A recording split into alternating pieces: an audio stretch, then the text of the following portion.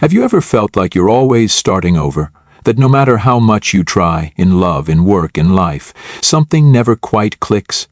You're admired, even envied. People call you radiant, youthful, spontaneous. But inside, there's an ache, a restlessness, a quiet question that refuses to go away. Why do I feel so empty, even when everything seems fine? This is not a flaw in your character, it's a signal. And today we're going to explore what it means through a forgotten archetype that lives quietly in the psyche of many women: the eternal girl.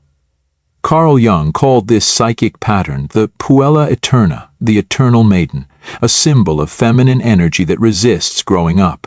And in a world obsessed with youth and beauty, this archetype is not just tolerated, it's celebrated. But what if I told you this celebration is costing you something? Something real, something lasting. Your wholeness. She is radiant, expressive, full of dreams and endless beginnings. But she fears endings. She fears grounding herself. She fears time. The Puella loves potential but resists manifestation. She thrives on the idea of love, not the practice of it. She dances with passion but disappears when things get real. In her world, reality is too heavy. Commitment feels like a cage. Consistency, whether in career, relationships, or personal growth, feels suffocating. But here's the paradox. She often appears successful, creative, and admired, and yet she feels unfulfilled. She is constantly chasing something just out of reach: the next project, the next person, the next version of herself. Carl Jung saw this pattern as a mirror to the pure eternus, the eternal boy, but with distinctly feminine energy, light, fluid, elusive. She doesn't appear out of nowhere. The eternal girl is shaped by culture, family, trauma, and fantasy. She is born in a world that teaches little girls to be adored, not autonomous, to be beautiful, not powerful, to be desirable, not dependable.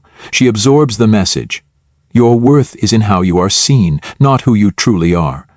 And if that girl experiences emotional neglect, abandonment, or over-idealization, she builds her identity around being light, not being whole. Behind the charm lies fear. Behind the spontaneity, a deep resistance to stability. Behind the image, an inner child who was never fully seen. So she created a persona to survive. This persona works. For a while. The Puella doesn't fall in love with people. She falls in love with projections. The man becomes the prince. The project becomes the dream. The mirror becomes a stage. But when reality sets in, when the partner turns out to be human, when the dream requires discipline, when the stage becomes quiet, she flees. Not because she is heartless, but because deep down she fears disappointment more than loneliness. She fears commitment more than failure. She would rather wait for the perfect moment than risk choosing the imperfect now. This is why relationships, careers, and even spiritual practices are abandoned halfway through. The spark fades and she goes searching again. Let's be honest. Society loves the eternal girl. She is charming, photogenic, full of positive vibes. She sells products, garners likes, and is endlessly marketable.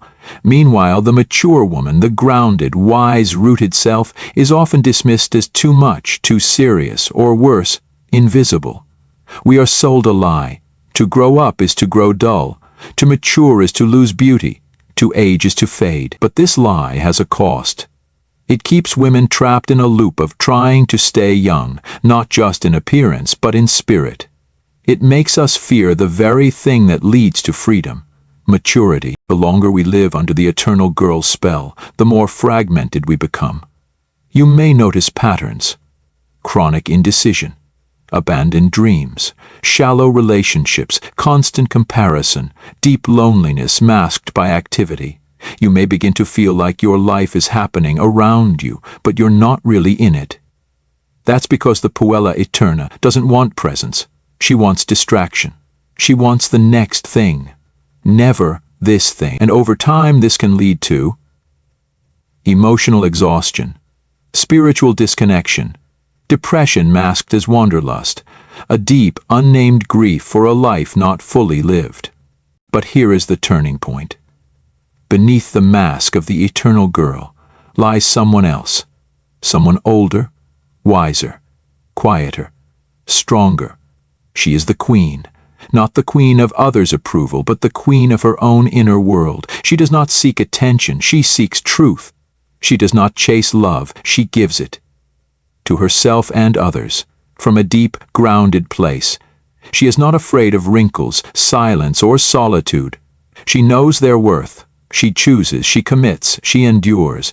To become the queen, the Puella must die, symbolically. And yes, it hurts, letting go of fantasies, saying goodbye to illusions, facing the unfinished stories and unhealed wounds. But without this death, no true life can begin. This is what Carl Jung called the individuation process, the journey of becoming whole. Not perfect, not liked, whole. And it begins the moment you stop running. Many women fear aging because they've been taught it means becoming irrelevant. But aging, real aging, is the birth of authority. It's the end of performance and the beginning of presence.